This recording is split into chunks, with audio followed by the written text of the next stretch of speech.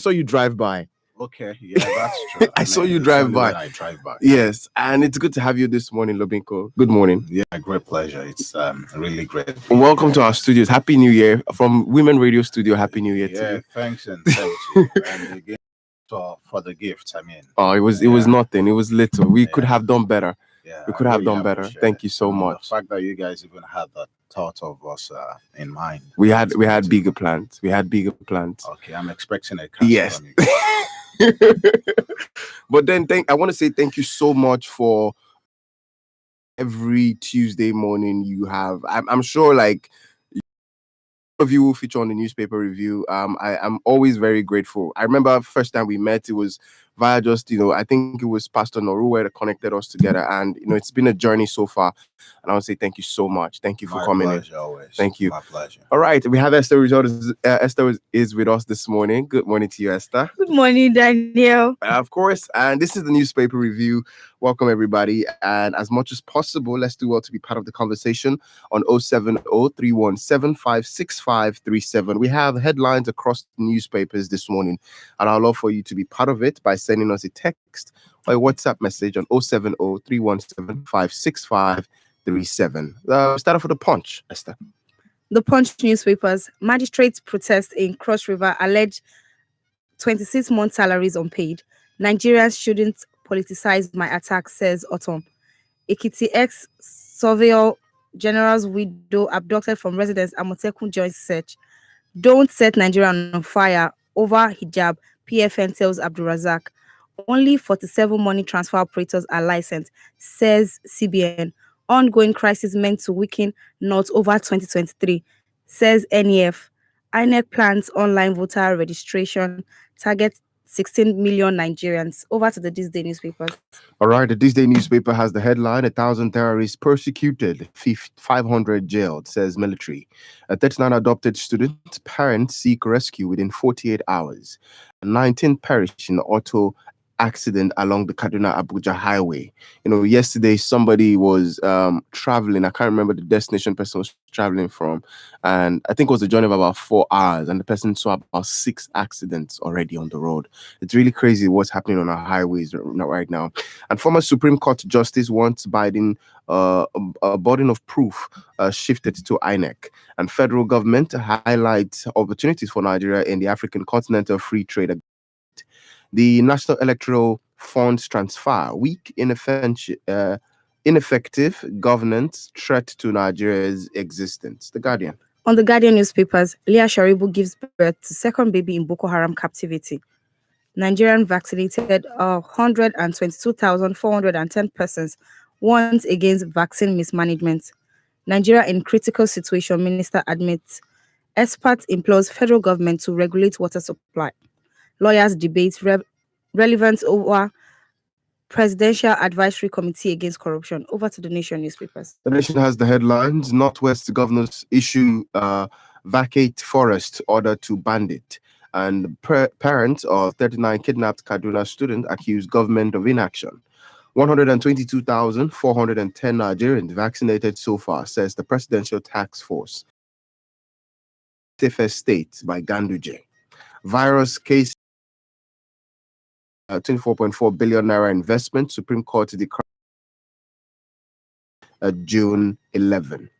And on the pen pushing, Ogun State government plans world-class trade fair as Chambers of Commerce prepares for 10th edition. Police arrest two alleged notorious cultists in Jebubo. Nigerian government vaccinated 122,000 citizens against coronavirus. All right. This is the newspaper review. Do well to be part of the conversation here this morning. Send us a text or a WhatsApp message on 070-317-56537. I want us to start off with, what happened over the week. Governor Samuel Ortom of Benue State. The attack on Samuel Ortom has, in most recent time, questioned the capacity of the government when it comes to the issue of insecurity. In fact, one of the dailies, a particular group has claimed responsibility for what happened to to the attack, the attempted assassination attack on, Governor Samuel Otom of Benue State. And he's been one of the most vocal governors with regards to, bandits and the activities of headsmen. He's been very vocal with regards to, his sanctions and his statements about these individuals on the newspapers. In fact, this has even created some form of, argument between him and one of the other governors from the north with regards to his stands on, what the president, the order on, shoot aside those who have AK-47. But the conversation is drifting and taking different turns, especially when it comes to political office holders. There are individuals right now who are saying, no, this was a political attempt to make the government look bad.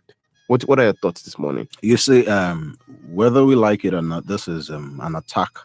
One attack becoming too much. I mean, especially on the governor. I think this is about the second or third time this is happening to governors across the country. I remember it happened to the governor of, was it not Borno State? He experienced it. Yes, governor of Borno State. Yes, so it's becoming too much. And it's a call on the politicians. I mean, those in government. I mean, it's not about the citizens now fearing for their life. Even they in power should start fearing for their life. Okay. And we've said it times without number. The state of insecurity under the present government has been too porous. I mean, nowhere seems secured again. Okay. Nowhere, nobody seems to be secured. So we should not treat this as political, especially we Nigerians. We need to know when to talk, when there's the need to talk. Okay. We have America as a role model of democracy. And one thing I know about American democracy is, irrespective of the political divide individuals belong to, when it's time to speak up, they would always speak up, which is what we saw that transpired in the impeachment of Donald Trump. And even before the election of Donald Trump, we saw that's even on his first time, based on his character and person. We even saw some strong forces of the Republican Party coming up and speaking up and saying they are not going to vote for Donald Trump. This is what politics should be about. We should not be loyal to the political parties. We should be loyal to our country. This is our unifying factor. As much as possible, there's a debate I was opportune to listen on yesterday. There is a debate that says at the beginning of this issue, it was more about securing the Nigerian lives. With regards to when banditry started about almost a decade ago, it was about securing the Nigerian lives. But over time, the fight in insecurity has degenerated into a political tussle. Do you also, what are your thoughts on that debate? There's always been a political undertone. Like Sonny Abacha said while he was alive. He said, if a banditry or insurgency survives 24 hours in the country, that means it's been funded by the government. We've had even from the bandits that it's the governments that funds them. I mean, we've seen videos like that. So of course there's political undertone, but then when we cook something that is bigger than us, we should expect what we are not expecting, and the government should start expecting that. I wouldn't want us as citizens to dwell on the political divide of it, but we should just keep crying out. We're not safe. Okay. Insecurity is now becoming a normal thing. It's hurting. I mean.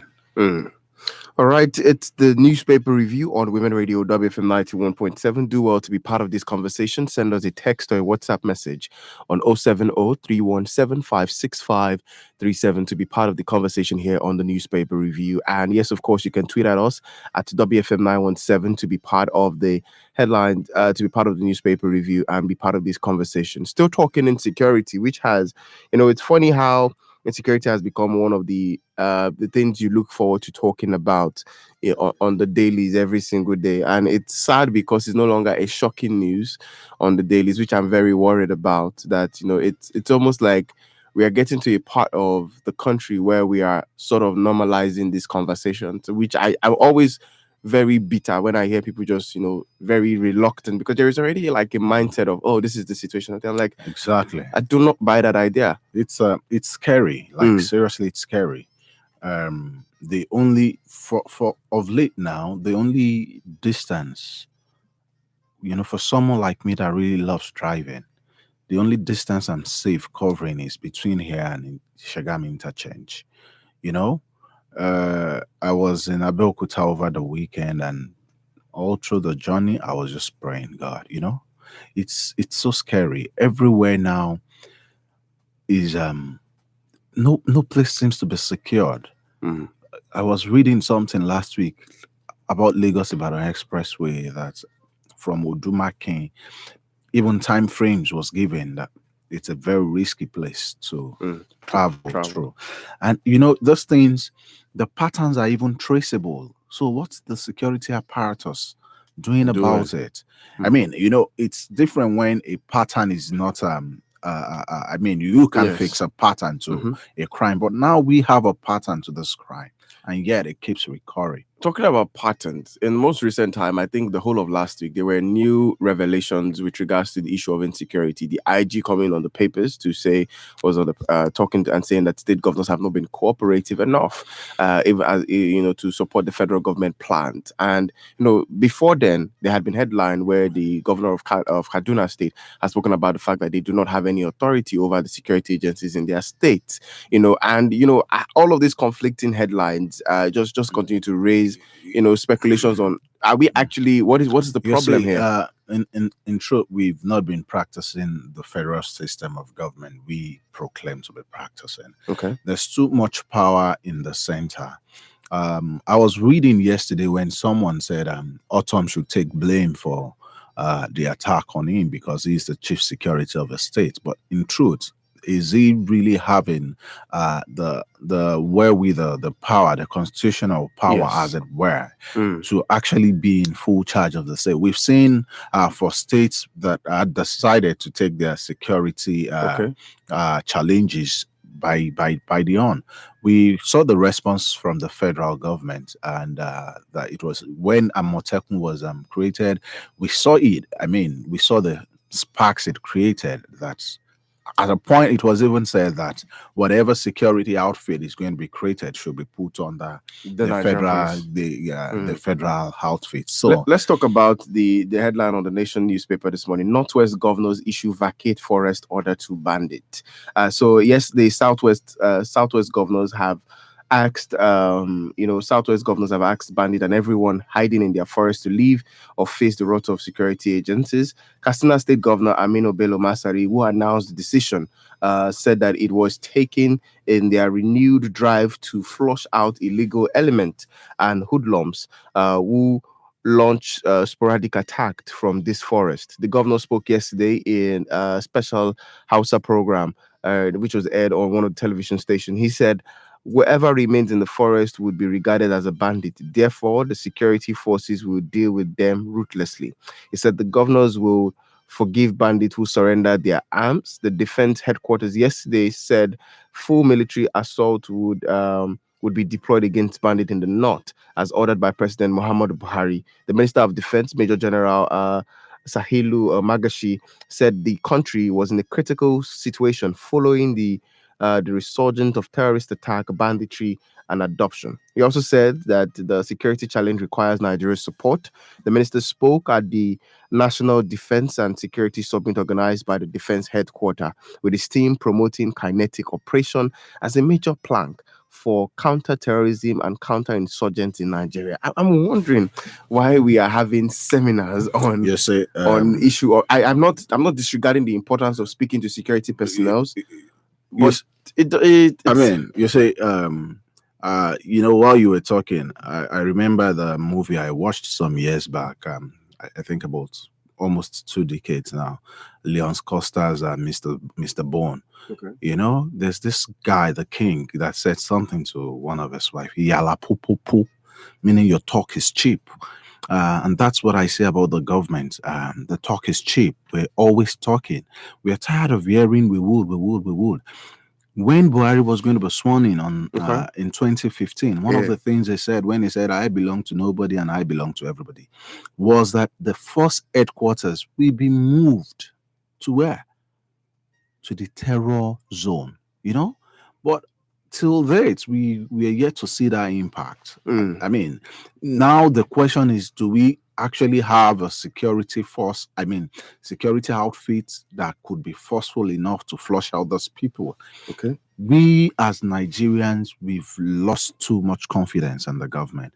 So it's not time to keep giving us news. I mean, Yeah. we're tired of listening to them talk. Okay. What we want is for them to give actions. I mean, to take actions. And I mean, it needs not be announced even on the news when they do these things. We'll see it ourselves. Now let's for a moment talk about this order that has been issued among these northwest governors. Some of the states in the northwest have been faced with heavy banditry in the most recent time, and we have seen these bandits in their full force display some high level of intelligence. We must not disregard that there has been some high level of display of intelligence, and even though in most recent time the military has been having some very huge success with infiltrating some of the attacks.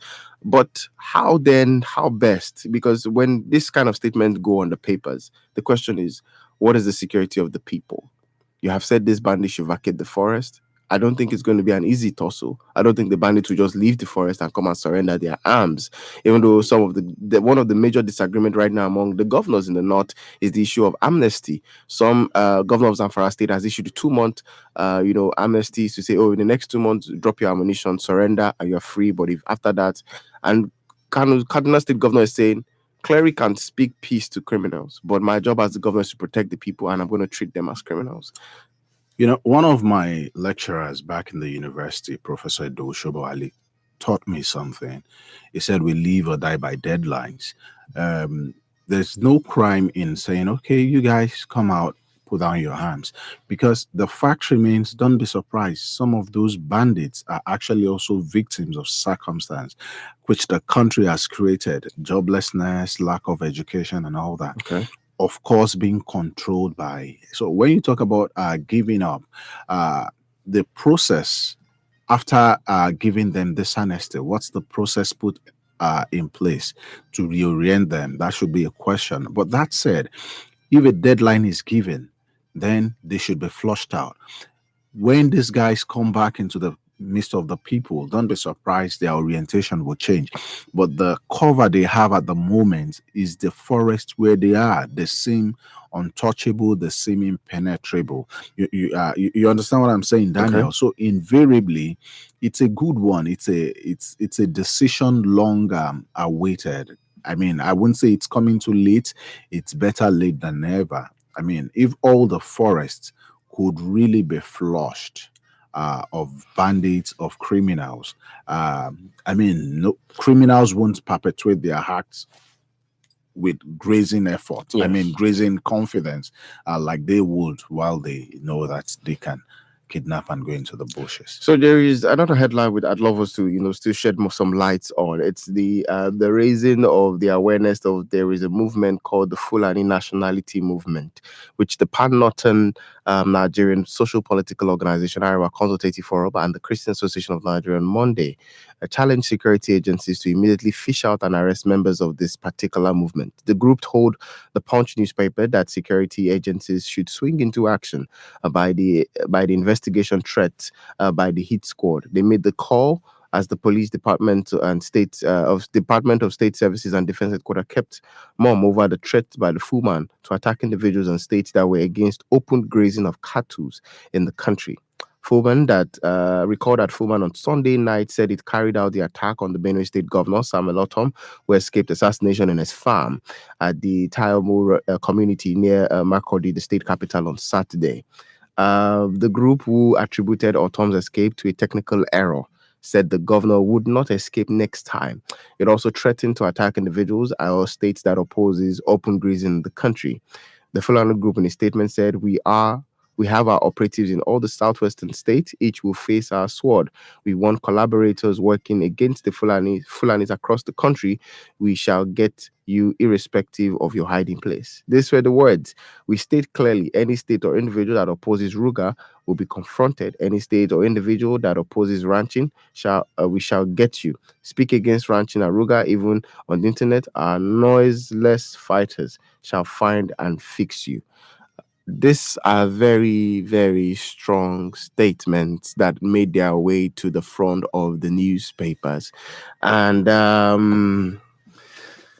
there is a huge divide among the state governors, even though they are not very vocal about it with regards to the issue of Ruga. Some state governors have said there is nothing like of such would happen. We cannot use government money to fund private businesses. And the fact that there has been a silent treatment to this particular issue, I even want to forget about the group, the movement itself, but the issues that were raised, the Ruga issue that was raised, the issue of of open grazing, which we have said that is an extinct mode of ranching is an extinct mode, and it should be adopted. But I read something, the 1960, before we adopted the constitution, that with the 1999 constitution, right, or the before 1960, when we were still in some sort of, when it was still I was reading when we were still like in northern section, southwest section, there was actually a policy in place for governors of the northern state to provide available lands for this issue, for these things. But over time, that was adopted after independence. And after independence, what we saw is that the subsequent governors failed to provide what was needed in those spaces, like water, what these cattle would need, making accessible these things available. That's even far-fetched. Under the government of Jonathan, I remember that billions of naira was set aside, and the governors just took it and used it for their personal gains. That's it's simply because our system is a failed system where there's no accountability. For every year, every month, we hear about budgets being made. Yeah. And someone was telling me recently, like, for virtually all ministry parastatals, the moment it's coming to the end of the year, they start organizing series of conferences, of seminars. The reason is simple, just so that they can spend everything left that has been budgeted for. It's we cry about the government, but then unfortunately, even some of us that have influences to make good decisions for the country, we are a disgrace to our nation, because when we talk about the government, we are the government. It's some of us that eventually make it to government. So it's like rightly said, we can't use the country's pause to build individual businesses. The threats those guys have made, I'm surprised we've not had anything. Amotekun, a security outfit, was raised, not for any security threats. We had responses immediately from the central. Now, a threat of this nature, of that magnitude, has been given out to every citizens of Nigeria. The fact we can deduce, it's just like logic. They say ajakula no mokulene, abi ajakela no mokulene. The point remains, those that are the security threats of this country at the moment have federal backing. And I'm saying this with all my mouth, because the responses the federal has given to instances of this nature has been nothing to write home about. Let's put it this way. I'm aware that the president has ordered a full investigation into what happened to Governor Samuel Ortom, which is what has sparked this conversation as we currently speak. But there is a need for us to also allow the security agents to do proper investigation as much as possible. I am somebody who has always raised the concern of, why are these headlines making their ways to the dailies? Why are they not allowing, and I know, yes, we want to give the right information to the people, but the sensitivity of the times that we are in right now calls for caution among everybody. It calls for us to be conscious of how we present certain reports, how we say certain news. One of the things I always say on the newspaper review is when we find ourselves in places where conversations with regards to the insecurity of the country is being discussed, as a listener of the newspaper review or women radio, you should be the bigger person in the picture, seeking to find solutions to this issue instead of joining every other person who is saying, "Oh, this is the problem. This is the problem. This is who to blame. This is who to blame." Let us begin to prefer solution. And I realize that when we find ourselves in conversations where we begin to initiate conversations on solutions to these issues, we tend to bring in more peace into that situation because we get to see the good in the people that we talk about, and we try to even separate the good from the bad. A lot of the times when we are having very large dispute about this issue of insecurity, we tend to put everybody together. We say, "Oh, this particular region, they are bad people." And then by the time we start talking solution, you start hearing somebody say, "Oh, and I lived in this place for this number of years. This was how I was treated. I never wanted to live there, if not because work took me out of that place." And so I just want everybody listening this morning to focus their minds on the solution. I want to believe that the Nigerian police are doing full investigation into this. Definitely, the follow-up stories is what we want to know more about, and we hope that the police would be. I want to use the word be. Would express a lot of more empathy to give us follow-up on these details, because the reports on this paper, that paper, this paper, that paper differs across board, and it's worrying. It is worrying. 8:30, Women Radio, WFM 91.7. Do well to be part of this conversation. Send us a text or a WhatsApp message on 070 317 565 37. All right, let's take some of your messages. All right, let your text and messages keep coming in on 070 317 565 37 to be part of the conversation here on the newspaper review. All right, yes, we go straight into the headline with regards to the African Continental Free Trade Agreement. So the federal government highlights opportunities for Nigeria with regards to the African Continental Free Trade Agreement. The federal government has said that it is working to ensure that businesses in the country maximize opportunities in the African Continental Free Trade Agreement. The Senior Special Assistant to the President on Public Sector Matters and Secretary to the National Action Committee on this board, Mr. Francis Atanugo, told reporters in Lagos yesterday that the federal government is presently moving from state to state to sensitize stakeholders on the benefits of the constitutional trade part.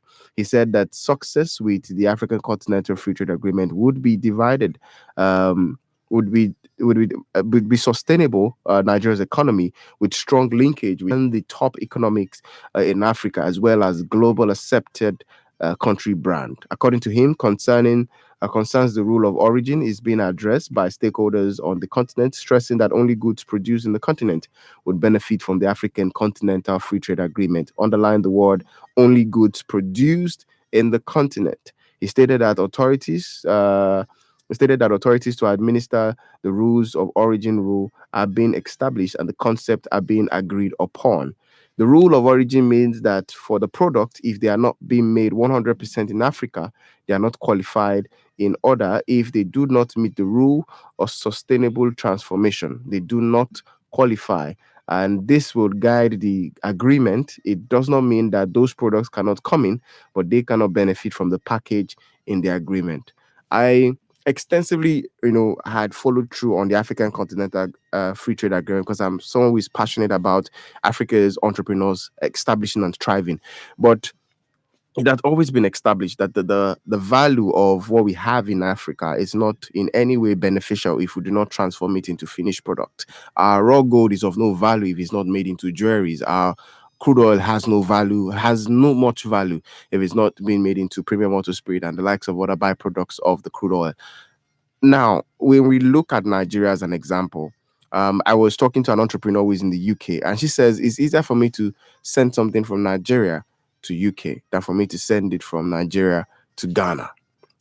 I was also speaking with some automobile experts sometimes in the middle of the pandemic, and he was really, really angry because of how much it cost him to move his goods from Apapa to his port, to his warehouse in Aja.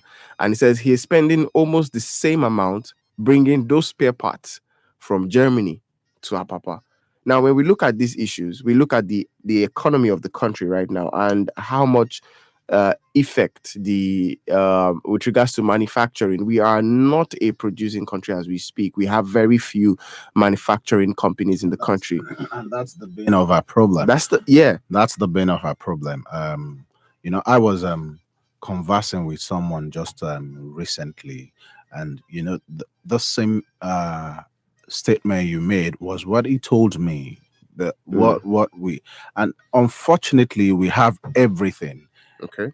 because we are actually the raw material continent Mm. for every part of the world, for the Western world. They come here, they get our agriculture, they get our natural resources, they get everything as stipends, and then we buy it at voluminous prices.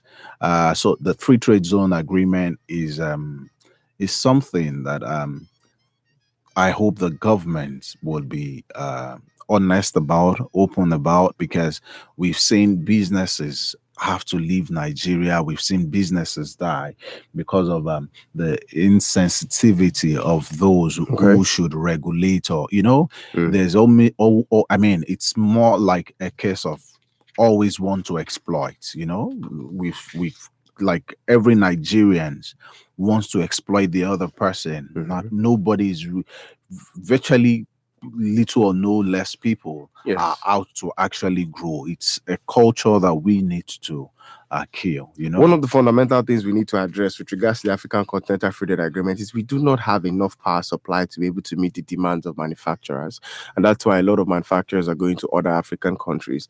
One of the most disappointing news I read in 2020 or in 2019 was the fact that there's a very big telecom company coming into Africa, and Nigeria is their target market. Nigeria is where they want to make sales, and they are establishing 2 power plants in Africa, which is to employ an average of 5,000 to 10,000 workers. Some people were projecting it to almost 25,000 workers.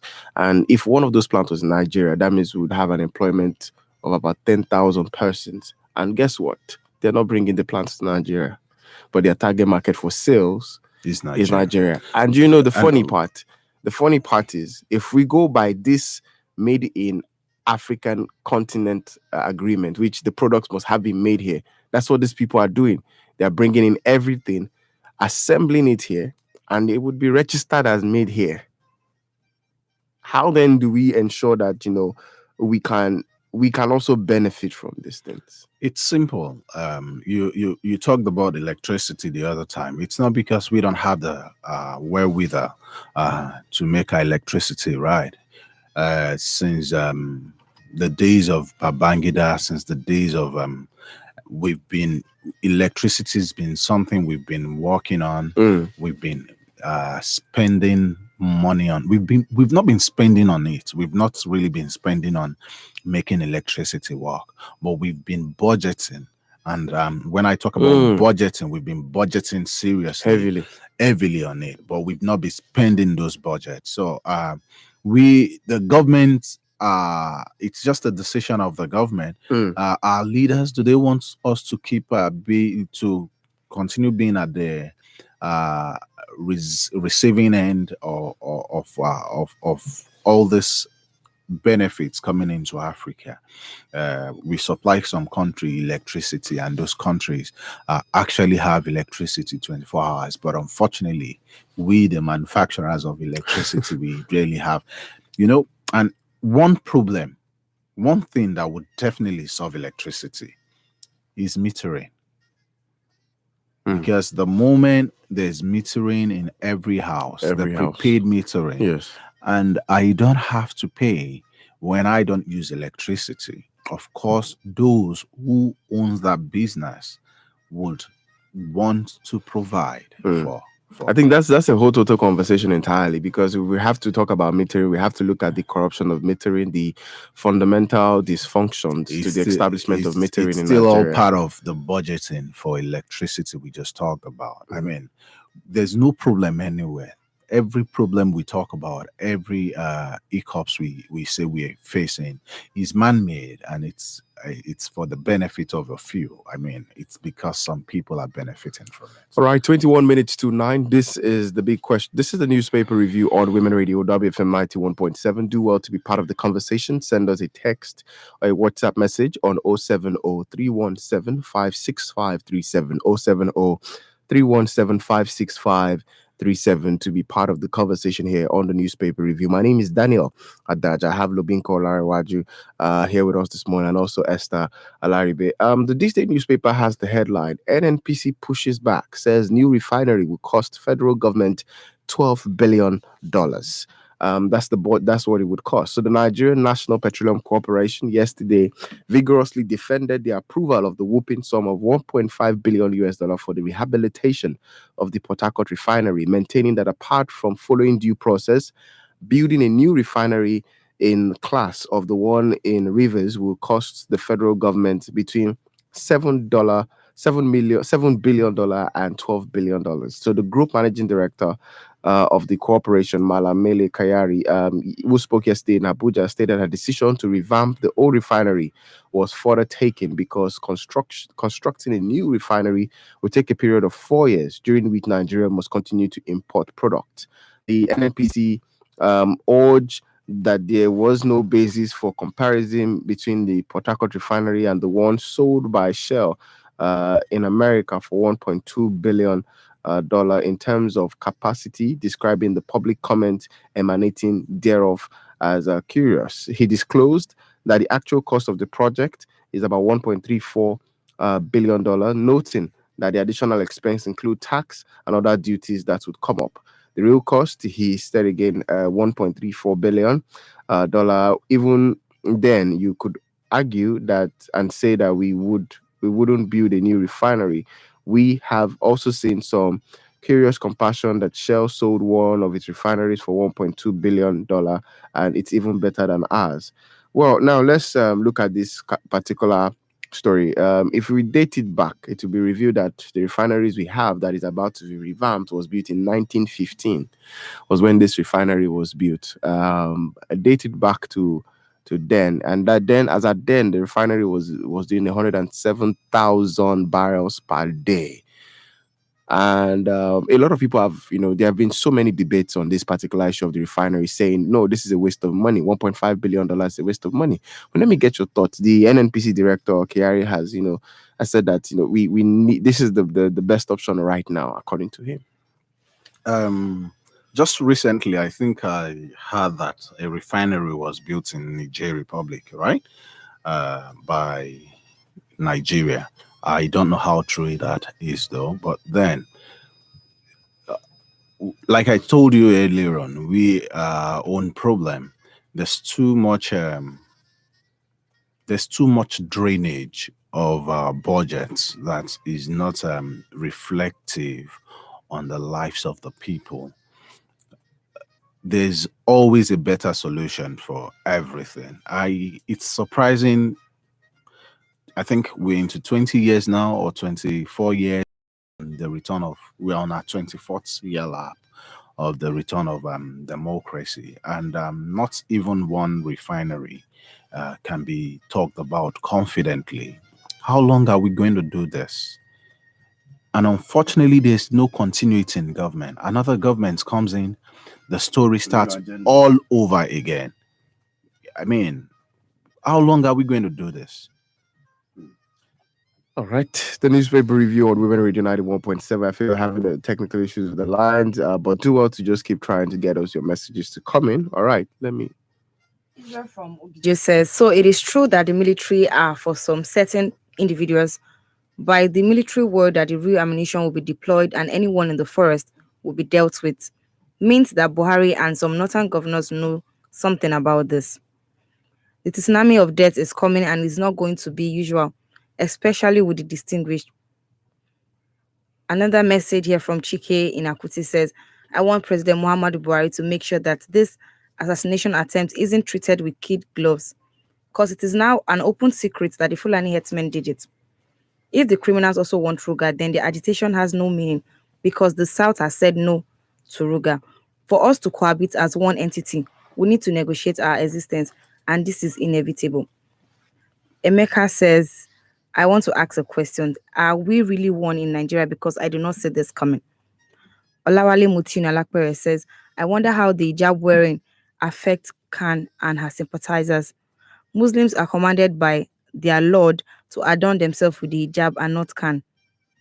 Akeredolu's stand on succession is worth taking to the bank as Nigeria is best in unison that being divided along tribal line. We only need to check the excesses of each other and not to oppress the other. Adeswani Bafo says, I think the government should handle one sector at a time.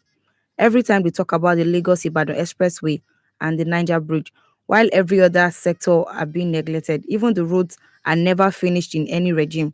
It is always gulping funds because they use it for campaigns. That'll be all for now.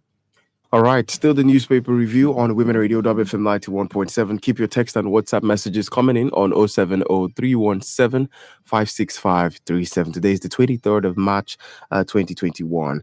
All right, we go straight into this headline. Pretty interesting. Part to varsity poly certificate dichotomy by the federal government. So the federal government yesterday came out clean on the perennial first degree HND, stating that the crisis could only be resolved when a circular of the two education cradles are harmonized. For a lasting solution, the government insisted that the National Universities Commission and the National Board for Technical Education must jointly develop a updated curriculum. Also, Senate President Ahmed Lawan described the discrimination against graduates of polytechnics as undesirable. They spoke during a public hearing of a bill. The bill is titled Act to Abolish and Prohibit Discrimination Between First Degree and Higher National Diploma for the Purposes of Employment in Nigeria and other matters connected herewith. All right, it says the motion to end the inequality during the meeting organized by the Senate Committee on Tertiary Education and TED Fund was sponsored by Senator Ayo Akin Yeleru, that's PDP Ondo Central. Let's talk about the disparity, the disparity between BSc holders and HND holders. What do you think created this disparity? I think it's lack of foresight, because it's unfair. I mean, considering that most times we're talking about technical know-how now. Yes. In the Nigerian system, university education most times is theoretical, and then we have the technical schools that actually offer the technical, that are supposed to offer the technical know-how. It's just lack of foresight. It's something that shouldn't have been there in the first place. So it's good that it's coming up for debate now, and I hope that we can see an end to it, because it's unfair when someone who went to the polytechnic, there's a limit they can grow to in the ministry or in wherever they're going to be working. It's so unfair on them. Okay. It's not because they are not sound like their university counterparts. It's so unfair on them. All right, let's get your thoughts on 070-317-56537 this morning to be part of the newspaper review this morning. All right, I want us to quickly touch on, the Constitution Amendment, Electoral Labor Government, Judicial Reforms, Top Reps Agenda. The Speaker, the House of Representatives Deputy Speaker, Idris Ahmed, has said that the House would pay special attention to local government, electoral, and judicial reforms in the course of amending the 1999 Constitution. Wase spoke yesterday at a retreat for members of the House of Ad Hoc Committee on Constitution Review.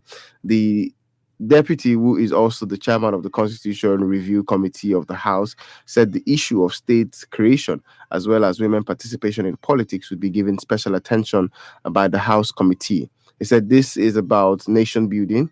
We have the opportunity to write our names in gold. Whatever we are going to do here, we should be guided by the fact that Nigeria needs very critical reforms at this very particular moment and time.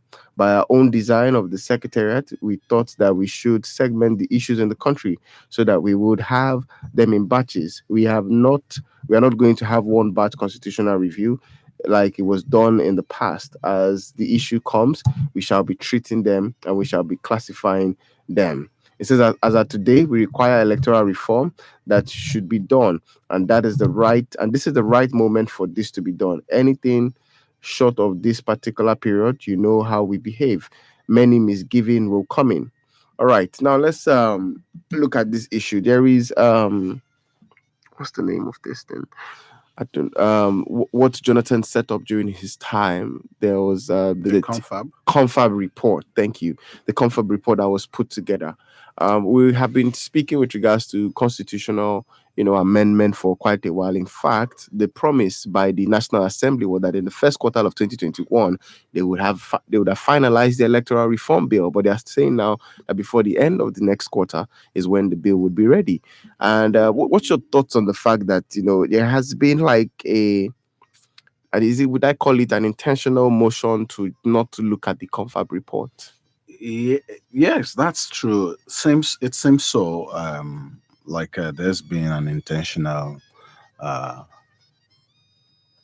it seems it's been intentional not to look that way, but it's good that this retreat was also talking about reform. We need. I mean, it needs no telling that we need a reform across every sector of this country, and it's something that should even be given a priority.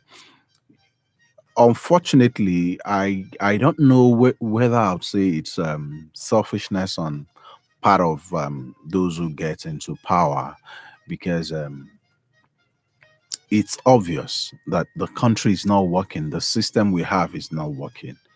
And in a progressive state, in a progressive organization, when a system keeps failing you, what you should do is you go for a retreat, you talk about reform, you talk about restructuring, how things are done, until you get a better result. So I think it's a good move in the right direction. I mean, for them to have, there's really need for reform in the country. All right, let's take the last batch of messages and we would call it a wrap this morning on the newspaper review. Chuks Nikeja says, I am almost 70 years old and I've been hearing turnaround maintenance of our refineries. Now, wow, wonders they say shall never end. But every day for the thief, one day for the owner. Another message from Chuks also said, any country that talks about peace but kills the truth and justice shall never know peace. It is crystal clear that all our rulers at all levels keep fooling themselves like they all want to do, but this truth will still remain firm. That'll be all for now. All right. I want to quickly talk about there's a giveaway that's happening here on Women Radio in partnership with Iyaniwura Itunuza Foundation, and it's specifically just for women.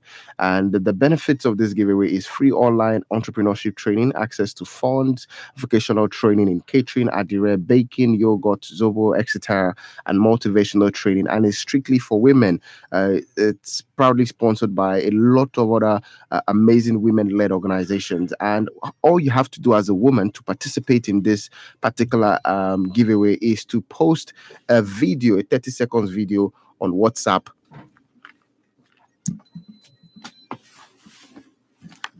All you have to do is to post a 30 seconds video on WhatsApp, on Instagram. Sorry, you have to post a 30 seconds video on Instagram, and all you have to do is say what makes you a proudly Nigerian, right? And you can tag on Instagram Iyaniwura Itinuza Foundation. For more information about this giveaway, it spans till the end of the month, 30th of March 2021.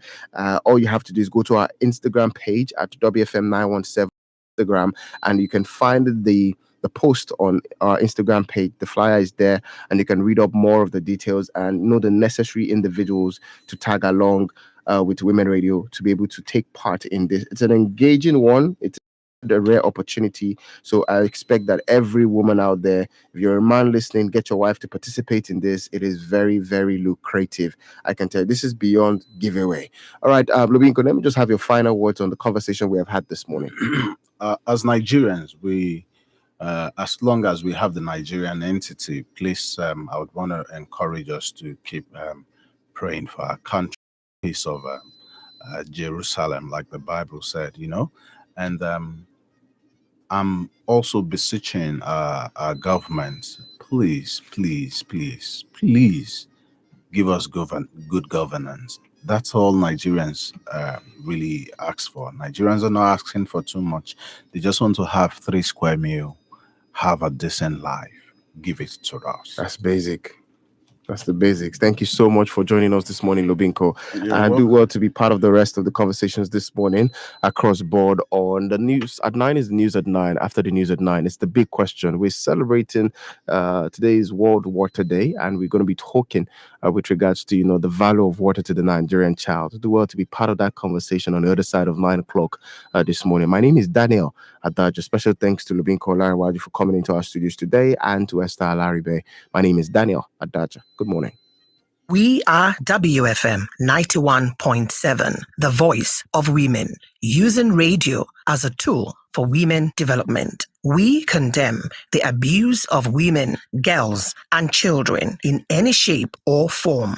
WFM 91.7, the voice of women. I beg you, where Koro dey? Koro not dey for Lagos, Joe. Government just dey take am, dey deceive people now. No Koro for anywhere. Na malaria. Coronavirus is real. More people are dying, more are infected. Koro is still in our midst. Easing the lockdown does not mean that the fight is over. Use your mask, wash your hands, social and physical distance. Stay at home if you have no business outside. Coronavirus is real. Uncle Dentist, what are cavities? And how does Colgate protect my teeth from cavities? Does it use Kung Fu? No, dear. Most tooth pains are caused by tooth holes called cavities. When you brush daily with Colgate Maximum Cavity Protection, its expert formula locks natural calcium in our teeth and helps protect them from cavities. It's time to upgrade to the world's most chosen toothpaste, Colgate, because Colgate locks calcium in. Yes, cavities out! Colgate is recommended by the Nigerian Dental Association. For area, then they call me Baba 22. If you look my JC number 22, my Keke plate number 22, my house number, of course.